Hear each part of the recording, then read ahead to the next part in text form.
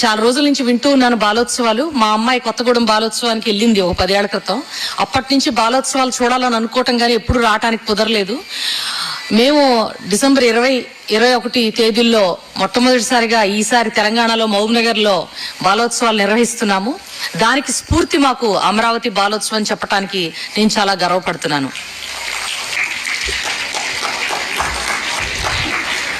మీరు కనుక చూసినట్టయితే ఈ మధ్య కాలంలో మా ఫ్రెండ్స్తో మాట్లాడుతుంటే, నేను బేసిక్గా వైద్యురాలిని. పుట్టిన 6 నెలల నుంచి 6 సంవత్సరాల లోపు విపరీతమైన సోషల్ మీడియా ప్రభావం ఉంది పిల్లల మీద. మీరు ఫోన్లు ఇచ్చి తల్లి వంటింట్లో వంట పని చేసుకోవటం కానీ, టీవీలు చూసుకోవటం కానీ, సీరియల్స్ చూసుకోవటం కానీ, ఫ్రెండ్స్తో మాట్లాడటం కానీ చేసినప్పుడు ఆ పిల్లల్లో అటెన్షన్ డెఫిసిట్ అనేది ఎక్కువ జరుగుతుంది అని చెప్పి మా ఫ్రెండ్ ఒక పీడియాట్రిషియన్ ఈ మధ్య కాలంలో ఒక కాన్ఫరెన్స్లో ప్రజెంట్ చేశారు. నేను ఈ విషయాన్ని మీ ముందు పెట్టదలుచుకున్నాను.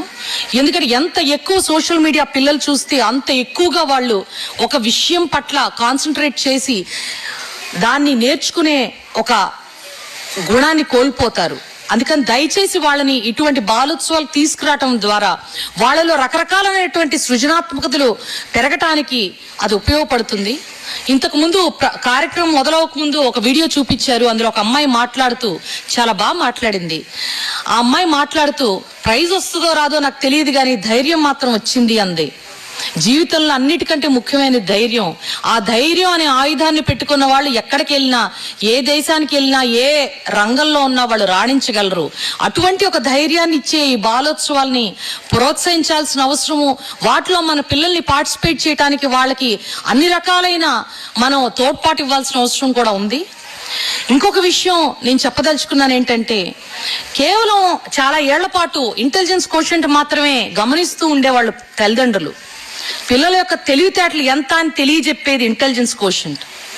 కానీ దానికంటే కూడా ముఖ్యమైనది ఇంకొక కోషెంట్ ఉంది. దాని పేరే ఎమోషనల్ కోషెంట్, ఈక్యూ అంటారు. ఈక్యూ ఉన్న పిల్లలు జీవితంలో ఒక సినిమా టికెట్ దొరకకపోతే డిప్రెషన్ గురికారు, కావాల్సిన భోజనం అందకపోతే, ఒక కావాల్సిన బిర్యానీ దొరకకపోతే డిప్రెషన్ గురికారు. కేవలం ఐఐటి సీట్లు తెచ్చుకున్నంత మాత్రం సరిపోదు. పిల్లలు ఐఐటి నుంచి బయటకు రావాలి. జీవితం అనే ఒక భయంకరమైన కీకారణ్యంలో వాళ్ళు వాళ్ళ గమనాన్ని కొనసాగించాల్సిన అవసరం ఉంది. ఎటువంటి ఆటుపోట్లు ఎదురైనా, ఎటువంటి జీవితం ఏ రకమైన ఛాలెంజ్ని వారి పట్ల విసిరినా కూడా దాన్ని నిలదొక్కుకోవాలి అంటే వాళ్ళకి ఆ ఎమోషనల్ కోషెంట్ ముఖ్యము. అటువంటి ఎమోషనల్ కోషెంట్ పెంచడానికే ఈ బాలోత్సవాలు ఎంతో తోడ్పడతాయి.